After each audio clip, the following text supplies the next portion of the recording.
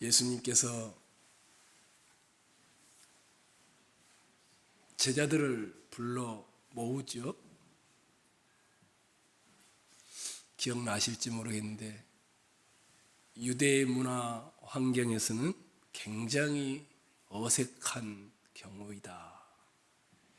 선생이 제자를 부르지 않고 보통 유대 문화에서는 선생의 명성을 듣고 제자가 찾아가 나를 가르쳐 주십시오 이렇게 하는 건데, 배움을 원하는 사람이 랍비를 찾아가 가르침을 청하는 것이 일반적인데, 마가복음에 이 예수님은 제자들을 부릅니다.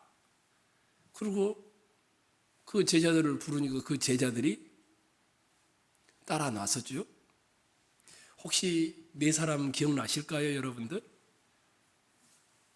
시몬과 안드레와 야고보와 요한이었죠. 시몬과 안드레가 형제이고 야고보와 요한이 형제였죠. 나를 따라오라. 예수님의 말씀 한마디에 시몬과 안드레가 뭘 버리고 따라갑니까? 그물을 버리고 자기의 직업을 버리고 따라갑니다. 나를 따라오라. 또 말 한마디에 야고보와 요한이 무엇과 무엇을 버립니까?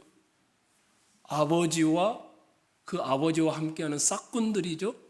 일하는 사람들을, 친구들이런지도 모르죠. 다 버리고 예수님을 따라갑니다. 물론 요한복음이라든지 다른 복음서를 읽어보면 나중에 이 베드로라든지 안드레, 요한, 야고보는 다시 와서 고기를 잡기도 하고, 부모와의 관계가 끊어버린 것이 아니라 부모와의 관계도 계속 유지하는 것을 보죠. 그럼에도 불구하고 예수님의 말씀은 굉장히 파격적이었습니다. 전통적인 사회, 우리나라도 마찬가지겠죠. 개인의 누구인가 이 정체성은 대부분 다 가족에게서 출발합니다. 항상 누군가를 볼 때는 어디 집의 아들, 유대 사회에는 그게 편만했습니다. 그런데 예수님이 가족보다 나를 더 생각해라, 이 말씀은 충격 그 자체였습니다. 나를 알고 사랑하고 닮아가고 섬기는 일은 인생의 최우선으로 삼아야 한다. 나머지는 다 부차적일 뿐이다. 얼마나 황당한 말씀이었겠습니까? 아마 여기 계신 분들은 좀 어떨지 모르겠는데, 현대인의 또 배운 사람의 눈으로 보면 굉장히 극단적인 요구라고 느껴집니다. 아니, 어떻게 부모를 버리라고 해? 어떻게 자식을 버리라고 해? 어떻게 남편과 아내를 자기보다 더 사랑하면 안 된다라고 말을 해? 아마 종교적인 사람들이 끔찍한 폭력을 휘둘렀던 것을 생각하면은, 극단주의자는 아니더라도 여러분과 제가 너무 가족을 등한시하고 교회의 일에만 빠져있던 우리나라 분들이 있었죠. 들었죠, 많이. 그런 분들을 생각하면 더 예수님의 이 부르심은 굉장히 극단적이죠. 또 알고는 있는데 실천하지 않는 반대편에 있는 사람들이라면 예수님이 가족을 다 버리고 쫓아오라, 이런 말은 광신도들에게나 해당되는 말처럼 들릴 수도 있겠죠.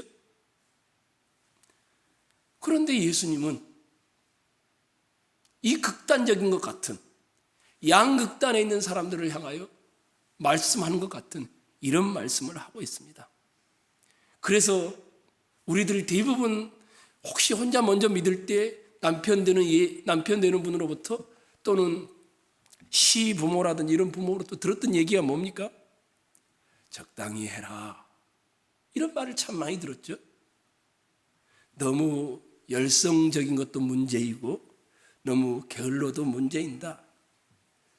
정도껏 해라. 그래서 중간 정도가 가장 뭡니까? 좋은 것이다. 이런 이야기를 자주 들었어. 그런데 질문이 그런 것입니다. 기독교가 중도적 입장을 취하는 게 맞는가? 무엇든지 적당한 게 좋은가? 정확하게 여러분과 제가 옛날에 보았던 누가복음 14장 26절 이렇게 되어 있습니다. 물은 내게 오는 자는 자기 부모와 처자와 형제와 자매와 더욱이 자기 목숨까지 미워하지 아니하면 능히 내 제자가 되지 못하고. 이 예수님의 말씀은 적당히 해라 이런 말씀입니까?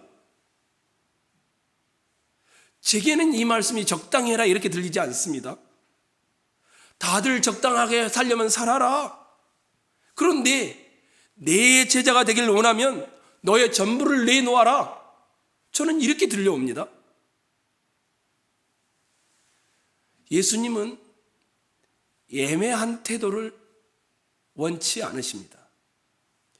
나와 함께 일을 하려면 아버지, 어머니, 처자식, 형제자매, 심지어 자신의 생명까지도 미워해야 한다. 그렇지 않으면 내 제자가 될 수 없다. 이것이 제자의 길이다. 아니, 예수님은 왜 미워하라고 하시는 걸까요? 원수도 미워하지 말고 수차례나 사랑하라고 말했던 분이 아니십니까? 그런데 아버지와 어머니와 자식들을 미워하라고 하시는 이유는 뭘까요? 이것은 적극적으로 그 사람을 싫어하라는 이런 미움이 아닙니다. 여기서 말씀하는 예수님은 인생의 다른 모든 관계를 미워하는 것처럼 정열을 다해 나를 따르라는 말을 다른 표현을 들어서 한 것뿐입니다. 부모님을 사랑하는데 부모님보다 내가 더 우선돼야지고, 자식을 사랑하는데 자식보다 주님이 더 최우선이어야 하고, 이런 의도로 말하는 것입니다. 만일에 예수님, 네가 성공하면 또 좀 부자가 되면 건강이 좋아지면 가정이 좀 너무 분란이 많은데 평안해지면 따르겠습니다. 이렇게 말한 것을 예수님은 용납하지 않습니다. 예수님이 아닌 일과 건강과 가정이 너의 진짜 주인이구나, 아마 이렇게 반문할 겁니다. 예수님은 다른 목적을 위한 수단으로 자기 자신을 삼는 것을 원치 않으십니다.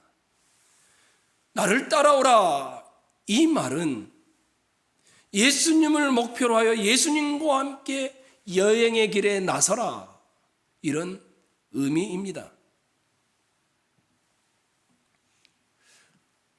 성도 여러분, 혹시 기억나실까요? 우리가 배웠죠. 기독교는 무슨 종교가 아니라고 했습니까? 조언의 종교가 아니라고 했습니다. 어드바이스. 야, 그렇게 이렇게 살면 조금 더 나이스하고 좋지 않을까? 충고해 주는. 그것은 종교입니다. 신이라는 분 앞에 내가 떳떳해지기 위하여 이런 걸 좀 착하게 해봐. 그러면 신이 너 좋아하지 않겠니? 이렇게 말하는 것을 우리는 조언 또는 종교 이렇게 표현합니다. 근데 기독교는 그런 것이 아닙니다. 기독교는 반대입니다. 우리 스스로는 하나님 앞에 나아갈 길이 없고, 우리가 뭔가를 가지고 하나님 앞에서 정당화시킬 것이 아무것도 없습니다. 우리는 뭐라고 했습니까? 기독교는 어드바이스가 아니고 소식, 굿뉴스라고 했습니다. 예수님이 우리를 위해 이미 획득해 주셨다라는 것이었습니다. 우리는 그 예수님의 은혜를 선물로 받으면 되고, 자격을 따지지 않고 주시는 하나님의 사랑을 통해 우리에게 온 것입니다. 이 선물을 굳게 잡는다라면 내가 극단이든 중도이든 어느 쪽에 있든지 관계없는 것입니다. 그 예수님을 만난 사람들은 자기 인생의 전부가 예수가 된 사람들입니다. 매일매일 현장에 나가 일을 하며 사무실에 나가 일을 하며 아이들을 가르치며 부엌 일을 하며 살지만 자기 인생의 전부를 예수님으로 삼고 그 현장과 그 사무실과 그 가정과 아이들을 가르치는 곳에서 살아가는 것입니다. 그래서 복음은 조언이 아니라 왕을 따르라는 부르심인 것이었습니다. 나를 따라오너라. 너희들이 그토록 찾던 참된 왕이 나다. 그러니 나를 따라오너라. 나는 만물의 저자이며 너를 위해 낮아졌다. 그러니 나를 따라오너라. 내 믿음과 행동이 엉망일 때 내가 너를 위해 십자가에서 죽었다. 나는 내게 조언이 아니라 굿뉴스를 가져다 주었다. 내가 너의 진정한 사랑이고 생명이니 그러니 나를 따라오너라. 예수님은 지금 이 4명의 제자를 부르는 자리에서 그렇게 말씀하고 있는 것입니다. 우리를 향해서 이렇게 말하는 겁니다. 성도 여러분, 천흥교회 성도 여러분, 나를 따라오십시오. 나와 함께 인생의 여행을 시작합시다. 샛길로 빠지지 마십시오. 나를 가장 중시하고 나만 믿으십시오. 내 뒤에 딱 달라붙어서 따라오시면 됩니다. 뒤돌아보지도 마시고 포기하지도 마시고 실패와 불의를 겪을 때마다 나를 더 의지하십시오. 도대체 나를 왜 이리로 데려가시는 거야? 왜 이렇게 힘들어? 이런 생각이 들 때조차도 나를 딱 달라붙어서 따라오십시오. 이렇게 주님이 말씀하고 있는 것입니다. 우리 예수님은 우리에게 시키신 일을 하나도 빠짐없이 먼저 몸소 다 행하셨습니다. 야고보와 요한에게 뭐라고 했습니까? 아버지를 배에 남겨두고 친구들을 버리고 나를 따라오라고 말씀하셨죠. 그런데 이 말씀을 하시기 전에 우리 예수님은 스스로 아버지의 보좌를 떠나 내려오셨습니다. 예수님은 아버지의 하늘 보좌를 떠나셨습니다.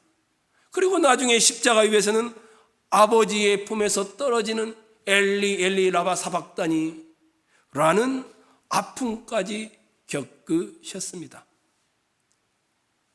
성도 여러분, 예수 그리스도를 왕으로 삼고 따라가십시오. 절대 망하지 않습니다. 예수님이 우리를 위해 만신창이가 되어 십자가에 죽으셨습니다. 예수님은 저주와 실패, 죽음의 십자가로 가셨습니다. 그래야 우리가 아버지 품에 안길 수 있기 때문입니다. 그 예수님이 4명의 제자를 향하여 말하였듯 여기에 있는 20여 명의 우리를 향하여 말합니다. 나는 너희의 왕이다. 나를 따라오너라. 나를 너희의 전부로 삼고 인생의 여행을 시작하자. 우리 2019년이 맞춰져 가죠. 이 부르심 앞에 다시 서기를 소망합니다. 주님이 내 일부가 아닌 내 전부가 되는 따름, 주님이 잠시 눈 감을 때 생각나는 분이 아닌 뭔가를 선택하고 판단하고 모든 걸 할 때 주님이 생각나는 그 전부가 되는 이 부름, 여기에 여러분과 제가 충성되이 따라가는 제2의 제자들이 되기를 주의 이름으로 축원합니다. 이렇게 하고 나서 21절부터 45절까지가 이제 예수님이 제자들을 불렀으니까 그 제자들을 함께 하면서 예수님이 누구인지를 가르치는 단락이 시작됩니다. 주로 갈릴리와 가버나움, 이 지역에서 일어났던 일을 다룹니다. 근데 좀 특이한 게 있습니다. 29절을 한번 봐보십시오. 회당에서 나와, 이렇게 되어 있죠. 32절도 한번 봐보십시오. 저물어 해질 때에, 이렇게 되어 있죠. 35절도 한번 봐보십시오. 새벽 아직도 밝기 전에 혹시 캐치하셨는지 모르겠습니다.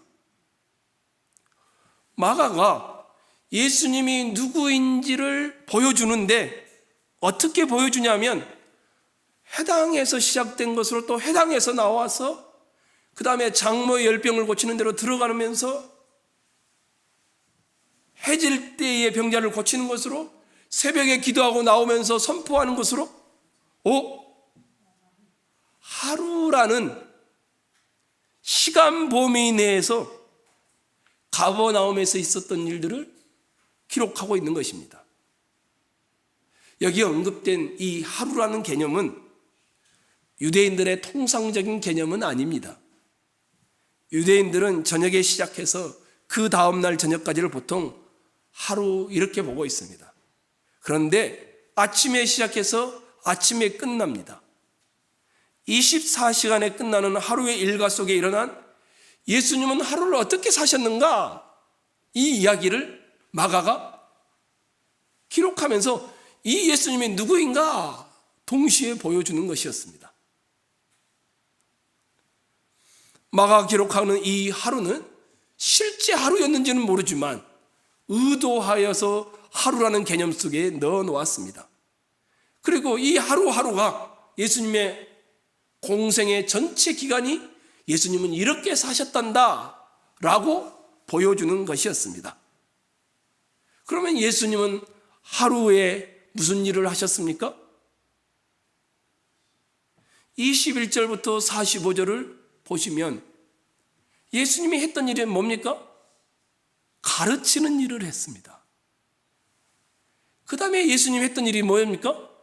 귀신을 내쫓는 일을 했습니다. 그 다음에 예수님이 했던 일이 뭡니까? 시몬의 장모의 열병을 고쳐주는 일을 했습니다. 그 다음에 예수님이 했던 일이 뭡니까? 새벽에 산속에 가서 뭘 했습니까? 기도하는 일을 했습니다. 그 다음에 예수님이 했던 일이 뭡니까? 이 마을 저 마을로 다니면서 복음을 선포하는 일을 했습니다. 예수님은 하루 일과가 가르치고 귀신을 쫓아내고 아픈 분들을 찾아가 치유하고 새벽에 산속에 들어가 기도하고 이 마을 저 마을에 가서 복음을 전파하는 삶을 사셨습니다. 한마디로 말하면 예수님은 하나님 나라와 연관된 삶을 하루 종일 살아갔습니다. 마가는 예수님의 전체 인생에 예수님은 이렇게 살았단다, 하루를 어떻게 산 줄 아니, 그 하루 일과를 인상적인 그림으로 독자들에게 보여주고 있습니다. 예수님은 이런 식으로 공생의 기간을 사신 분이었습니다. 뭘 위해서요? 목적이 분명했습니다. 더 잘 먹어야지, 더 많은 것을 먹어야지, 더 행복해야지, 이런 게 아니었습니다. 예수님은 하나님 나라 이것을 위해 하루를 보내었고 공생애를 보내었다라고, 그리고 그 목표를 향하여 걸어간 분이셨음을 이 본문은 간접적으로 우리에게 제공해 주고 있습니다. 그러면 이제 우리에게도 질문을 하는 거죠. 마가가, 야, 로마의 핍박 아래에 있는 너희들 하루 일과를 어떻게 보내고 있니? 그렇겠죠. 숨어 그냥 지내고 있는 것은 아니니? 어떻게 하면 목숨을 건질까? 이것을 위해 살고 있는 것은 아니니? 오늘 여러분과 제게는 이렇게 묻고 있는 것이죠. 오늘 하루를 사셨지요, 여러분들? 저를 포함해서 얼마나 많은 것들이 하나님의 통치와 연관된 것이었니? 이렇게 묻고 있는 것입니다.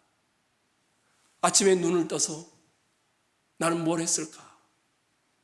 기도하고, 그리고 직장과 회사로 출근하고 앉아서 성경을 읽고 하루를 시작하고, 중간중간마다 하나님 어떻게 해야 내가 하나님 백성다운지를 묻고, 사업을 처리하고 일을 하고 부지런히 집에 와서 먹으면서도 감사의 기도를 하고, 오늘은 수요 기도회가 있으니 수요 기도회에 와서 또 은혜를 누리기 위해서 왔는지, 내 하루의 일과가 하나님 나라와 얼마나 연관이 있었는지 여기 계신 분들이 돌아보시면 좋을 것 같습니다. 마가복음은 예수가 갈릴리 바닷가에서 제자들을 선택한 후에 가버나움이라는 동네에 들어가 회당에 자리 잡고 말씀을 가르치고 있는 장면으로 21절을 시작합니다. 21절을 여러분이 한번 읽었으면 좋겠습니다. 읽겠습니다. 시작.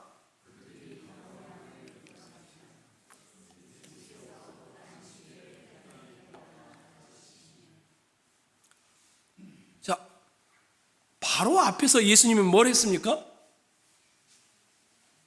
바로 앞에서 4명의 제자를 어떻게 했습니까? 불렀죠. 자, 부른 다음에 뭘 하고 있습니까? 가르치고 있죠.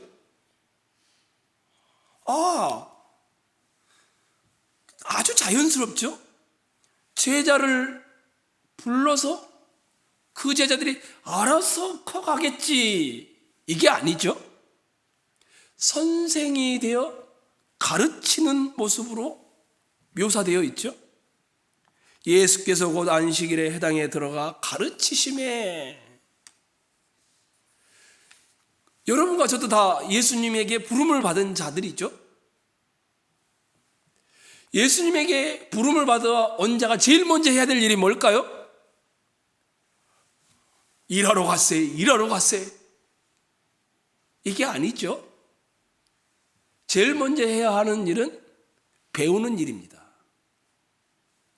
제자들은 무엇보다도 예수님에게 가서 처음으로 가르침을 배우기 시작합니다. 그런데 이 예수님의 가르침이 좀 특이합니다. 22절 한번 봐보실래요? 읽겠습니다. 시작.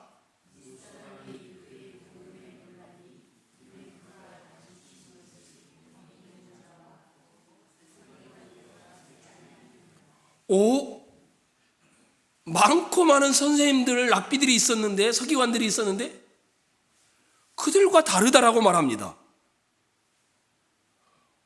얼마나 달랐는지 사람들이 뭐라고 합니까? 그의 교훈에 이렇게 놀랬다라고 말합니다. 그러면 예수님이 어떤 말씀이 사람들을 놀라게 했을까요? 내용이 나와 있지를 않아요. 도대체 어떤 말씀이 사람을 놀라게 했을까? 근데 우리가 유추해 볼 수는 있어요.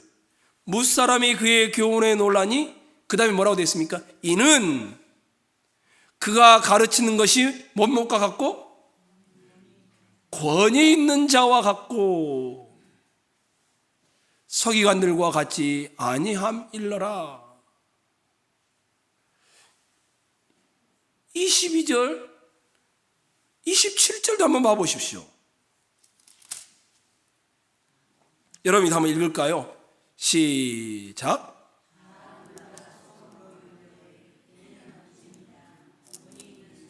예, 거기까지입니다.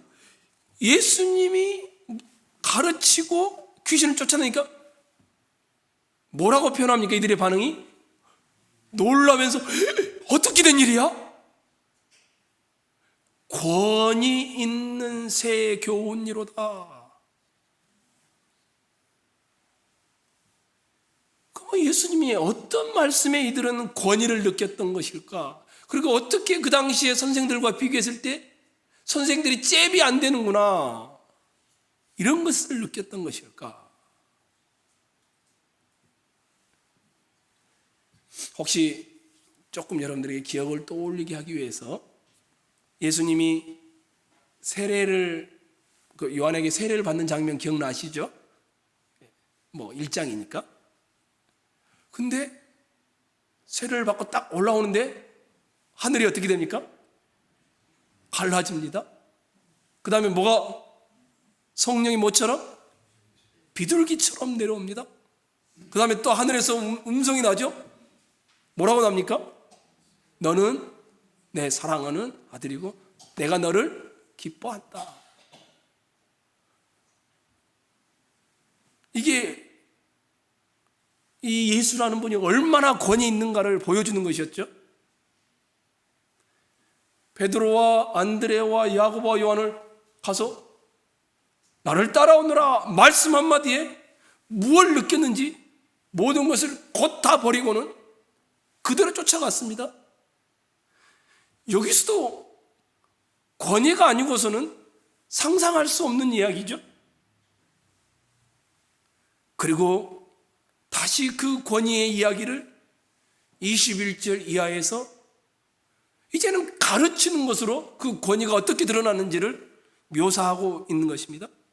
마가복음의 이 권위라는 단어는 정확하게 쉽게 표현하면 오리지널에서 나온 힘, authority라고 합니다. 이 단어를 썼습니다. 영어로 하면 author라는 저자라는 단어가 있습니다. 이 단어가 다 여기에서 왔습니다. 원래부터 가지고 있는 그런 것을 의미하는 것입니다. 누군가가 말했던 것을 인용해 와서 하는 그런 것이 아니라 근원에서 나오는 그런 영향력을 의미하는 것입니다. 예수님은 남들이 이미 아는 것을 다시 풀이해 주거나 서기관들처럼 성경을 해석하는 것이 아니었습니다.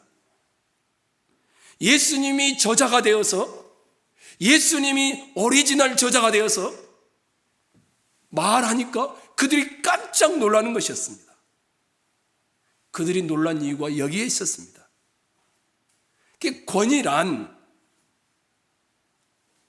어떤 외적인 형태나 직책의 문제가 아니었습니다. 예수님이 가르치는 그 가르침이 권위가 있었다는 것은 예수님 이 인격과 삶의 본질에서부터 나오는 특징이었습니다. 무사람이 그의 교훈에 논란이 22절에 그렇게 돼 있잖아요. 우리 한 군데만 더 찾아볼까요? 6장 2절을 한번 찾아가 볼까요? 6장 2절.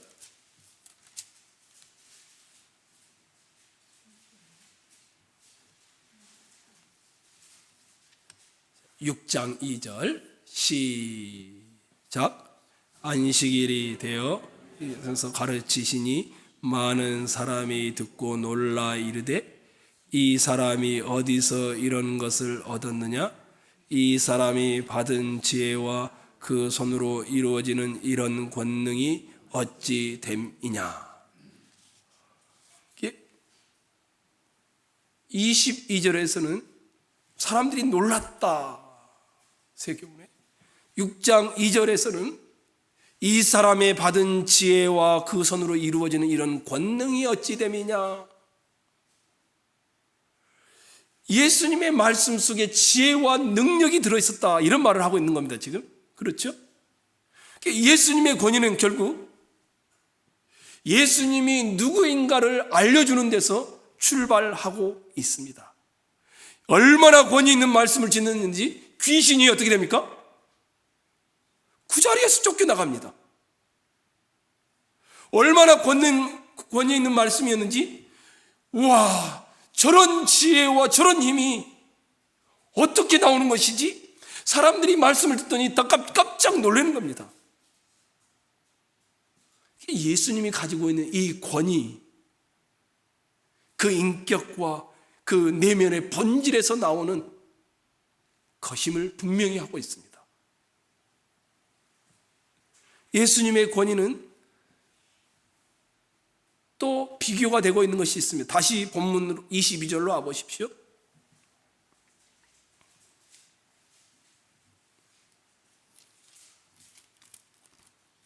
22절이죠.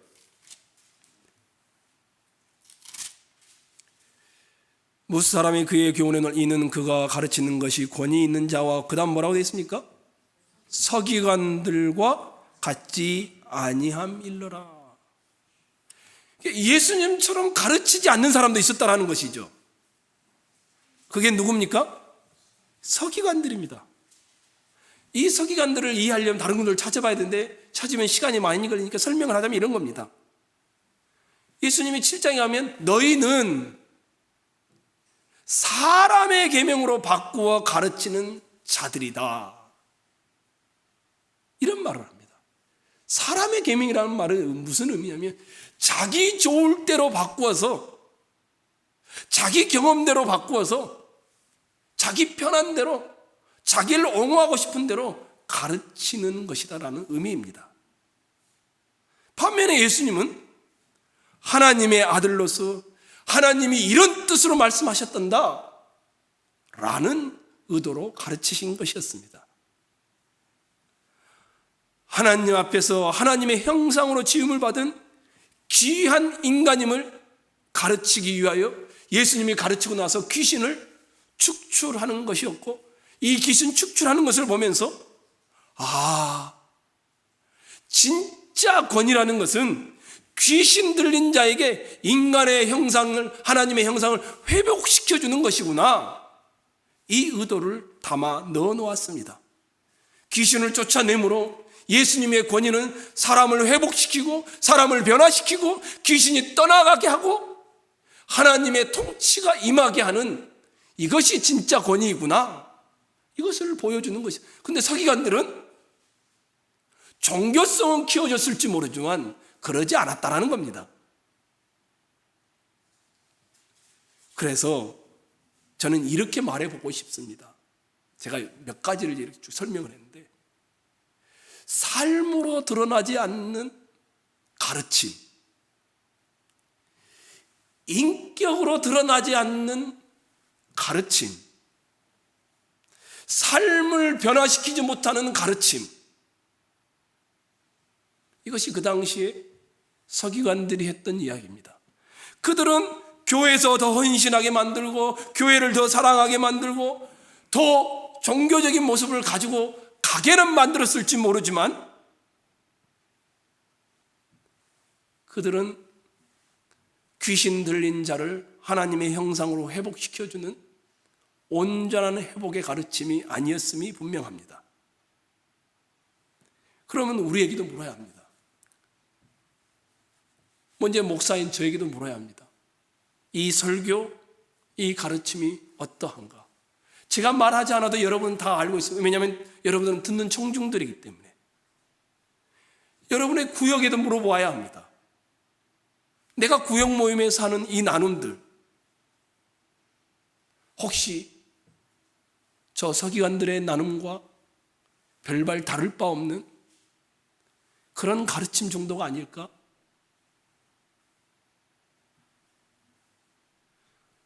우리 구역 모임에서 내 모습들, 구역 모임을 하면서 얻는 것이 있는지, 조금씩 바뀌어져 가고 있는지, 아마도 그 당시의 서기관들은 많은 가르침을 행했지만 예수님의 마가를 쏟는 마가의 표현대로 하면 예수님의 가르침과는 상당히 다른 사람의 계명을 가르치는 것으로 끝나고 말았습니다. 우리는 어떨까요? 우리 공동체는 어떨까요? 내 자신은 어떨까요? 사랑하는 성도 여러분, 여러분과 저는 예수님으로부터 부름을 받은 자들입니다. 배우는 분들이 되시기 바랍니다. 예수님으로부터 배우셔야 합니다. 제자를 부르신 선생님이 자연스럽게 여러분을 향하여 주시는 말씀 하나하나를 배우십시오. 더 나아가 삶과 인격을 동반한 가르침이 있기를 소망합니다. 먼저 배우시고 그 예수님도 배운 것들을 삶과 인격을 통하여 나누어주는 가르침이 있는 자리에는 무슨 일이 벌어질까요? 회복이 일어납니다. 하나님의 형상의 회복이 일어나고 더러운 귀신이 쫓겨나가는 일이 일어나고 특별한 가르침으로 인하여 그 구역 모임, 그 소그룹 모임은 복된 모임이 될 것입니다. 사역자인 저와 오 목사님은 특별히 더 각성해야 합니다. 우리의 설교, 우리의 가르침이 서기관의 가르침과 뭐가 다른가?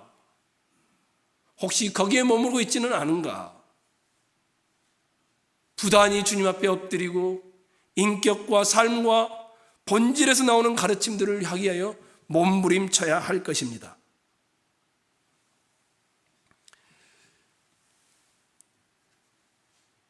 마지막 하나를 더 보고 마치도록 하겠습니다.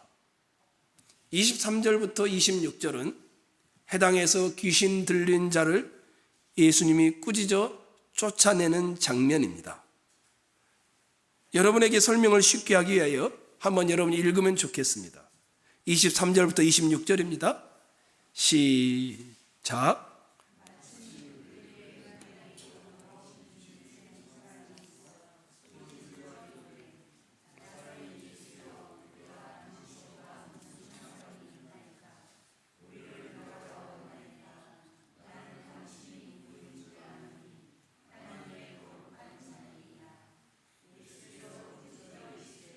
잠잠하고 그 사람에게서 나오라 하시니 더러운 귀신이 그 사람에게 경련을 일으키고 큰 소리를 지르며 나오는지라.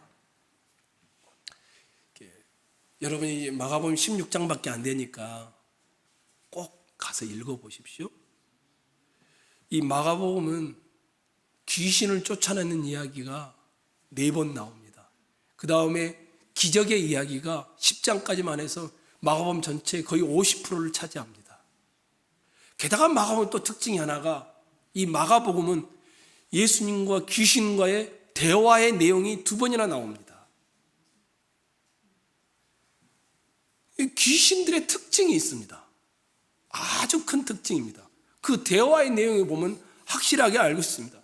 24절 여러분 눈으로 한번 봐보십시오. 귀신이 하는 말입니다. 나는 당신이 누구인 줄 아노니 하나님의 거룩한 자니이다. 무슨 말입니까? 귀신이 예수님이 왜? 하나님의 아들이라는 걸 안다라는 겁니다.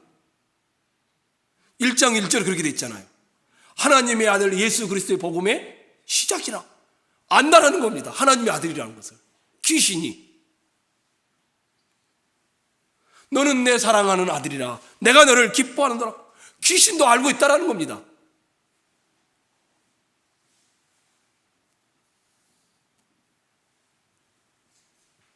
그런데 더 놀라운 것이 하나 있습니다. 5장 7절을 한번 찾아볼까요? 5장 7절입니다.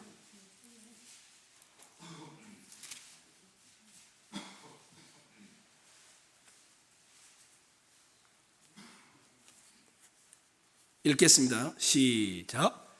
큰 소리로 부르짖어 이르되 지극히 높으신 하나님의 아들 예수여, 나와 당신이 무슨 상관이 있나이까?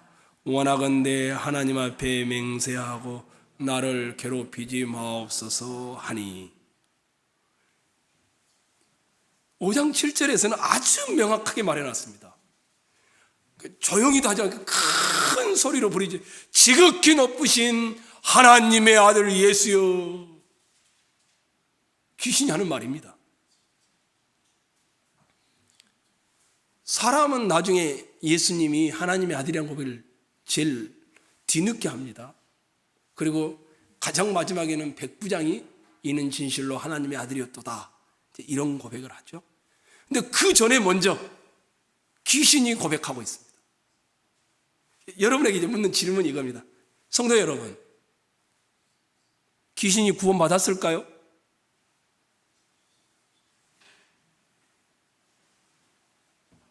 귀신이 가지고 있는 하나님의 아들 예수에 대한 이 지식으로 고백하고 있는데 귀신은 구원받지 못할까요?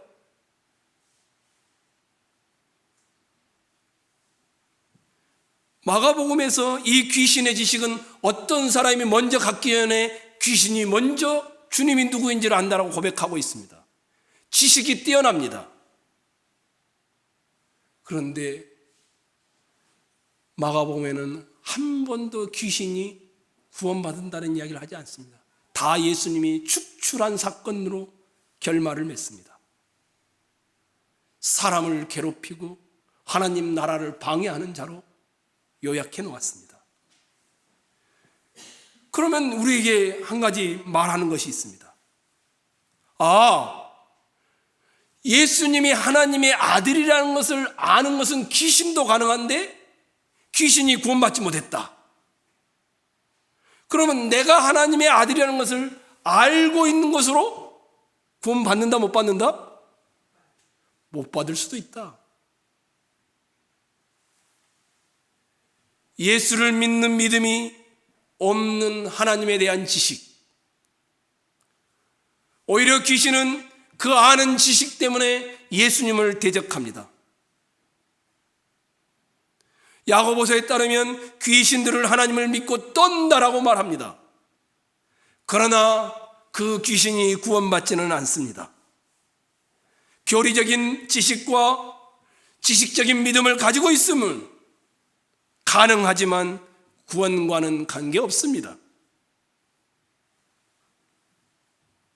예수를 보고 부르짖으며 그 앞에 엎드려 큰 소리로 불러가로되 지극히 높으신 하나님의 아들 예수여, 나와 당신과 무슨 상관이 있나이까? 이렇게 알고 있을지라도 구원받지 않습니다. 그러면 여러분과 저에게 다시 물어야 합니다. 이렇게 질문하기가 굉장히 송구하지만 저를 포함해서 정말 복음 앞에 항복하셨습니까? 알고 있는 지식이 아니라 인생을 다 주님께 내어놓은 항복이 있으십니까? 이것을 물어야 합니다. 주님이 없는 영원한 성공보다 주님과 함께하는 고난의 길이 더 복되다는 것을 믿으십니까?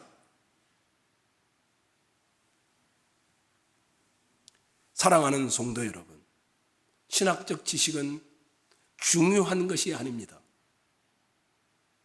지금 나와 예수님과의 어떤 관계인지를 보셔야 합니다.